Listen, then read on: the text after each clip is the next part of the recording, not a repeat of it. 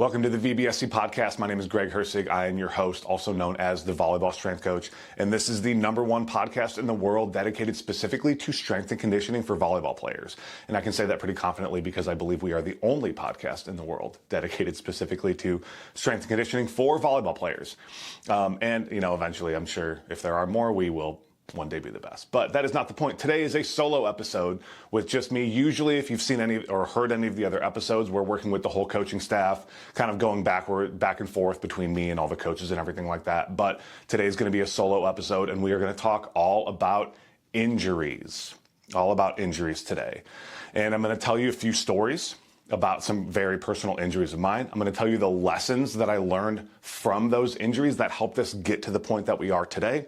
And I'm going to talk about some of the mentality around injuries and what to do and what not to do and how to not get too down on yourself when it does happen. So I am going to be looking down. You got the camera. I've got, my notes here. I wanted to make sure I had some kind of detailed notes coming into this because these are some really pretty important lessons that I've learned in my entire tenure of playing. Just really quick, just for informational purposes, I've been playing volleyball for over 20 years. I played for Ball State University, so I was a D1 all-conference opposite back in the day.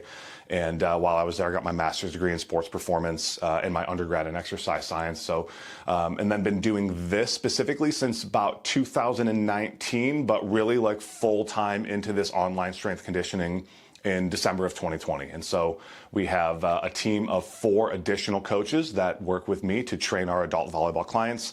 And one of the big things that we help with is like injury prevention, injury recovery, rehab, post-PT, that type of stuff. And a lot of my ability to help clients with those things, unfortunately, comes from a very long history of injuries, whether like sports related, non-sports related. So whether it's shoulders, ankles, knees, back, calves, which we'll talk about today. I've been there, and then so I've been able to take these lessons from those injuries and training myself back to now be able to help other people do the same thing. So yeah, I'm going to tell you 3 stories today. I'm going to tell you the story about my first calf tear and what I learned from that, my second calf tear and how that was kind of an existential crisis for me. And then recently I had kind of a minor back tweak that became like more of a major issue, and what we can kind of do with that information. So I want to take you all the way back to August of 2019. And this is when I tore my first calf. This was actually my first time playing indoor, really since I graduated college in 2013. So I think like at least in 2014, when I was in grad school, and I can't remember 2015 if I played in the alumni game. But for all intents and purposes, I hadn't played indoor volleyball since 2019. I took a while break from volleyball in general, did more CrossFit and more power building, but then I obviously came back. So I was super psyched to like finally get back to playing some indoor. So I played a league on like Monday or Tuesday. And then the injury happened on Thursday. I was playing an open gym at the Lifetime Fitness that I worked at.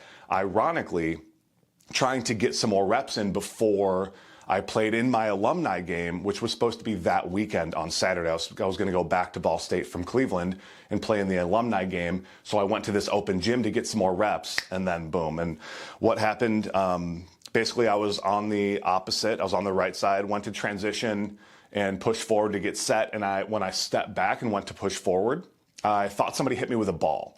And so I just felt this like ping in my calf. So I was like looking around, kind of laughing and smiling. And I'm like, oh, you goofballs, who hit me with a ball? But then there was nobody behind me. So then when I went to take a step, I just like couldn't walk. And people are like, oh, it's fine. It's just a cramp, whatever. Just roll it out. No big deal. But like I straight up like couldn't walk. And it ended up being like a decently bad injury. And this is kind of where the lesson starts. Is I did not take it very seriously. So, I rehabbed it back. I did some calf raises, some balance drills, put some KT tape on it and got it to the point where like I could jump pain-free. Like I could do like an approach or I could do like a standing jump, like I was like, okay, cool. Like I was super excited to get back to volleyball. Like, I really want to go play. I was in a league, and I was supposed to go play. So I went back about 2 weeks later, 2 weeks after pulling a muscle, and played in the league, and it was fine. I didn't get hurt. Nothing happened. I could tell I didn't have my full explosiveness, but it was fine. Then 2 weeks after that, I got asked to play in a indoor fours volleyball tournament. It was a draw tournament. So a girl asked me to play. Basically, you come with a partner, and you get paired up with like other pairs throughout. You keep switching pairs, whatever.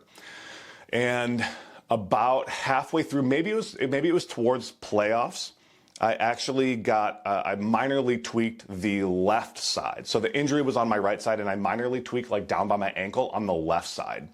So I sort of like got pulled out, or like, you know, we didn't make it too far in playoffs, but like it was just kind of annoying. I was like pounding ibuprofen, you know, just trying to get through the day. And I was like, okay, I think I got to like rehab this a little bit more seriously. Like I'm not ready yet. So then I think I played one more in the league, and then a month after that tournament, the same girl asked me to play the same tournament, and I'm like, all right, I'm ready. I'm not going to get hurt this time. And literally warming up for the first game, I remember the setter set me really inside, so I like pushed really hard off of my left and immediately felt a ping, and it was like down kind of on the inside of my ankle, but it was by my Achilles. And I was like terrified that I was going to tear my Achilles. And so I played that first game jumping really tentatively. I'm like, every time I jumped, I was just waiting for it to just go. And then after that first game, I'm like, I'm really sorry. Like I can't do this. Like I'm so scared. I'm really going to get hurt. So they ended up getting a sub, and I backed out. And then, so I was like, okay, I need to take some time off of indoor. I need to take some time off of playing. I have to really rehab this. And then lockdowns happened. Nobody was playing volleyball. I had tons of time to rehab, and I'm like, okay, it's time to really get this back to where it needs to be. And I had this mentality of like, I am going to do everything that I can to make sure that this never happens again, because it was so frustrating. So it ended up being, you know, August to like November.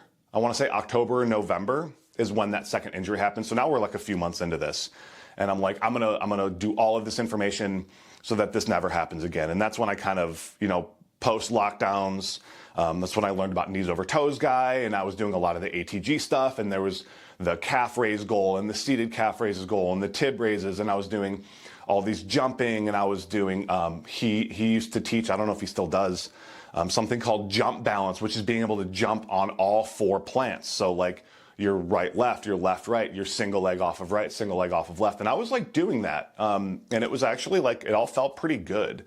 And I was like, cool. I'm like, I'm doing everything. Like I'm going to beef up my calves. Like this is never going to happen again, until it happened again. But before that, I want to talk about like this first lesson. So the first lesson is don't stop training, but don't do anything that hurts. Okay. That's kind of like lesson 1.1. So anytime you get injured, this goes for anything across the board. My number one rule is don't do anything that hurts, but do everything you can that doesn't hurt. Okay, I'm going to say it again. Don't do anything that hurts, but do everything you can that doesn't hurt. So, you know, pulled my calf. I could have been like, it hurts to walk. You know, I'm just going to take some time off. I'm not going to do anything. I'm just going to let it heal. But it's like, well, I still got one good leg. I can still do machines. I can do leg extensions. I can do leg curls. I can do everything on my upper body. You know, maybe I just got to do machines so I'm not standing as much. And so I trained my way through it, because there's no reason, if something on my upper body doesn't hurt my calf to do that thing, like you should still do that. And I think it's completely reasonable for you to do that. You'll actually heal more quickly because you're getting blood flowing through the system and everything like that. So that's the number one. And this is my number one rule for injuries, period. Again, don't do anything that hurts, because if it hurts, especially in a situation like that, like you're doing more damage, but still do everything you can that doesn't hurt. And so one of the first things I did on top of that too, from the rehab side, is like, how fast can I get back to, like, can I do certain types of calf raises that don't hurt? What can I do like to get blood pumping through that injured area to help it? And the other lesson from that, which is like lesson 1.2, is like, take these things seriously and make sure you are actually prepared for like a return to play type of thing. My thing was like, okay, I could jump. Jumping doesn't hurt. Do an approach, you know, in a non-aggressive, probably sub-maximal way. And I'm like, well, that didn't hurt, but that doesn't mean I was prepared for the change of direction forces, the way that I got hurt in the first place, which is stepping back and stepping forward. I didn't know that I was prepared for any of that. I just went to go play again. So lesson 2 is like, take these things seriously and make sure you are ready to return to play before you return to play. So now let's fast forward. And I've gone now almost exactly 2 years of like, I'm doing all this stuff. I'm doing weighted carries. You know, I ended up, I did a 600-pound farmer's carry. I think I did a 700-pound yoke carry because I was training some strongman stuff during lockdowns. And I was jumping really pretty high, hitting some good numbers. You know, over 11 feet is like a 30-plus-year-old. Like I could still maintain over touching 11 feet. Like I thought I was good. And then in July of 2021, it was like right at the end of July, I tore my left calf when I was sprinting. So my first injury was on my right. My second one was on my left. And this one was way worse because I was sprinting. So what had happened, and in hindsight, I was like kind of asking for it. So the Sunday previously, I played in a co-ed doubles tournament and we went all the way to the final. So it was a lot of volleyball. That Monday I had men's doubles league playoffs. So I played another 2 matches that day. And then Tuesday I could tell something was off. Like it felt like this pressure, like not in my calf, but almost in the back of my knee, but like a little bit lower. So like top of my calf, bottom of my knee. And I remember thinking like, oh, I got to be like really careful about this, right? So that was Tuesday. And then working out through the week, like it felt a little off. I actually specifically remember doing like weighted, that was like sandbag, like I was throwing overhead and it just felt off. But then there's this entire backstory on this book. And I will tell the story of this book one day, maybe on my next solo podcast, where after years of looking for it, I finally found it. And the first day of that program, I was doing all the things, med ball throws and all this different stuff. And then there was sprint starts at the end of that program. And I was filming and I really wanted to like dial in like my first 2 steps, like my real explosive takeoff steps. So I did more. I just kept going and kept going and kept going. And one of the big things that I've learned from all of these different injuries is like, stop when the program says stop, right? Because it was just that 1 extra rep, those 2 extra reps, and I took a hard step with my right. As soon as I planted with my left, immediately just intense pain in my calf. And then I still had to slow down. Immediately knew what I did. I was so pissed. And, you know, I had a kind of a newborn-ish at this, he was still a newborn. I was maybe 3 months old. So I called my wife. I'm like, I did it again. Come out, like bring me like a wrap, something like I need help getting inside, like I can't walk. And that was tough because this was like this existential thing for me of like, I thought I was a really good trainer. I thought I was doing everything I was supposed to be doing for this to never happen again. And now it's happened again. Like, do I really know what I'm doing? Like, am I actually that good at this? Or am I like not nearly as good as I thought I was? And, you know, there's always like, of course we can always kind of get better at these type of things. There's always more to learn. But it was like this big existential thing. So a big lesson, actually a big takeaway from that. And one of the things I forgot to mention earlier, it's on my notes. One of the best ways to get injured, like the best way to get injured is spikes in volume and intensity. Spikes in volume and intensity.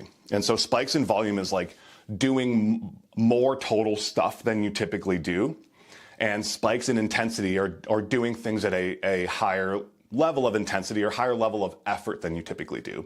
And so if we think of what was leading up to this, even though I felt really good, all day, super hot beach volleyball doubles tournament on Sunday, tons of volleyball, followed directly by high intensity playoff men's doubles the next day, which is like, was either another 4 to 6 games. I can't remember.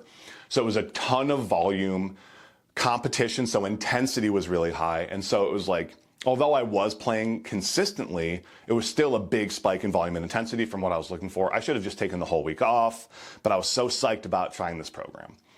And so that was kind of lesson number 2. And now the thing that I learned from lesson number 1 is like, okay, I need to take this one seriously, right? Like I'm going to take time off of volleyball. Like I'm not going to rush it back. I'm going to wait until I am like fully ready to come back from volleyball. So I actually went through and did my old volleyball ability programs, like the first programs that I ever put out online to rehab myself. And I did them every day. It was like 3 full body days a week. Did some stuff on the in-between days. But again, it was like, don't do anything that hurt, but do everything I could that didn't hurt, right? And just constantly like building up slowly, trying to jump more and more, like, how can I jump a little bit pain-free? Can I do approaches? Can I push off? Can I just rock back and forth to start to get like some tension on that, right? And that led to the point where after 12 weeks, so almost exactly 12 weeks after the injury, I jumped and touched the highest I've ever touched as an adult, which was 11'2". And that was like the kind of my average touch when I was in college. So the highest I've ever touched is 11'4" after doing this program. That's part of the story.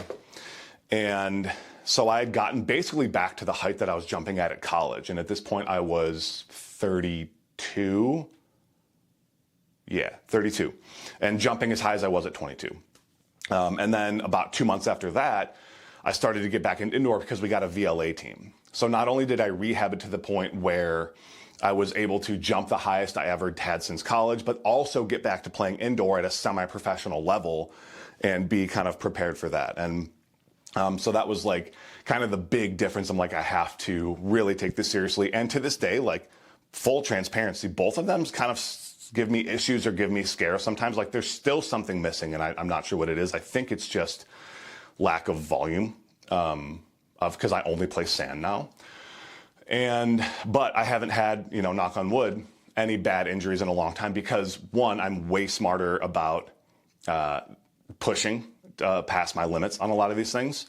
And two, like I did actually rehab a lot of these things properly. A big thing that I think I was missing the first time going around on this was the locomotive plyometrics that you see us doing a lot. So when you're doing your pogos, right, instead of just going up and down, you're going forward or backward or side to side, and your hops on one foot, you're bounding from one foot to the other, all of these different types of track and field-based locomotive plyometrics.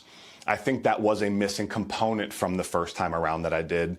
That when I talked to Matt Watson about this, he was the one that he's like, yeah, do my return to play protocol, rebuild your ability, because I was afraid to sprint. Like I couldn't, I still actually don't do a lot of flat ground sprinting, just because I want to, but it's like scared, because of the injuries and some hamstring stuff. But he was like, this is going to help you kind of get back to that. And he was right. So like that was really, really helpful in me kind of getting back to the point where it's like, I'm not so worried about it anymore.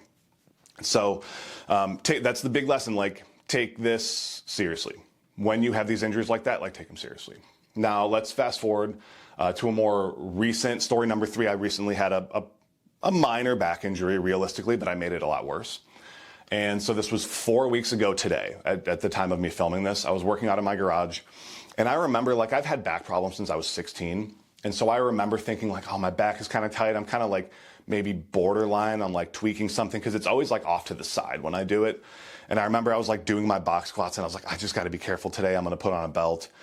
And then the very last exercise I was doing Jefferson curls, which if you know what Jefferson curls are, if you Google Jefferson curls when you're done, you're going to be like, yeah, you dummy. Of course you hurt your back. But in my defense, like I had been doing them pretty regularly, like once a week, 3 sets of 8 to 10, not going super heavy. And when I hurt myself, it wasn't even an overload of the week before. The week before I finished at 10 reps at 25 pounds. This week I was on rep 8 of 25 pounds and just felt this zing right in my back immediately, like knew exactly what happened, set the weight down. You're just waiting for that onset of like tightness to come.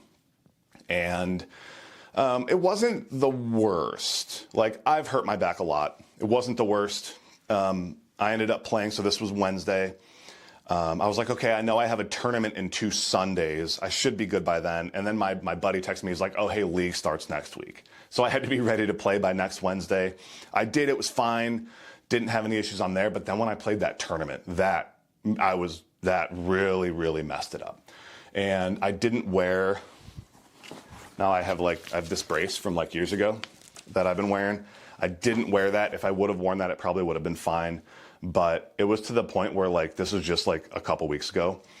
I almost went to the doctor. I almost went to the chiropractor because things like getting out of the car, like ducking and putting all my weight on my left side, like immediate like nerve pain. Like there was definitely some kind of associated disc issue with this.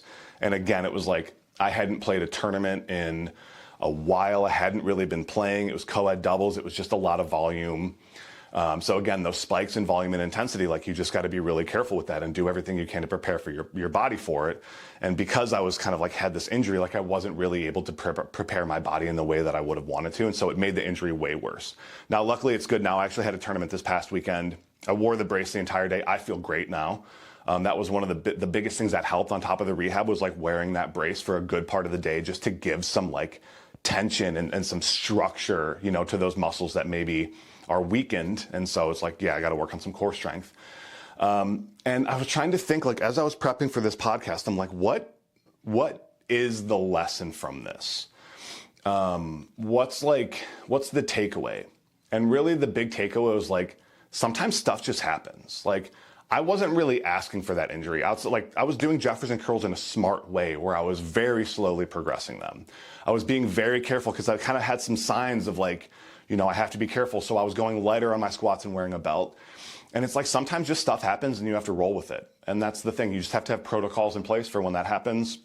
And we can't control everything. Like, we can't prevent everything. That's a big part of like my job. It's like, yeah, we can help prevent injuries, but we can't prevent injuries. We can just decrease the likelihood that injuries are going to happen, but injuries are going to happen, period. Especially like we work primarily with adult volleyball players. It's just part of life and it's part of the sport. It's part of the risk we take by playing such an intense sport is like injuries are going to happen. We want to prepare ourselves as much as we can, but we can't prepare fully. So last thing I want to talk about is just kind of leading that into like the mentality behind getting hurt. Because sometimes coming back mentally is harder than coming back physically for people. So I think the first thing we need to keep in mind, and if you're listening to this and you're hurt right now, just remember, like, you will get better someday. It might suck right now. You might be in pain every day, but one day you will get better. The pain will get better and you will play volleyball again. And I understand that it's hard. And I understand that it sucks, and the only thing that you want to do is to be out of pain, but it will get better, and you have to remember that, because eventually it will get better. And so there's things we can kind of like learn from this too, right?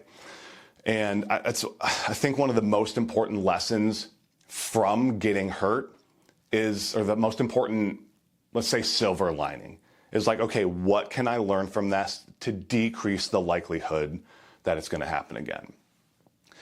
And that's like, anytime I get hurt, which is like embarrassingly often, I'm quite injury prone for a number of different reasons. But it's like, okay, something happens. What did I learn from that? What am I missing in my training? What am I doing too much of in my training? What can I start to implement? How can I implement this with my clients? How can I inform this to my coaches so that they can implement it with their clients so that this doesn't happen to them as well?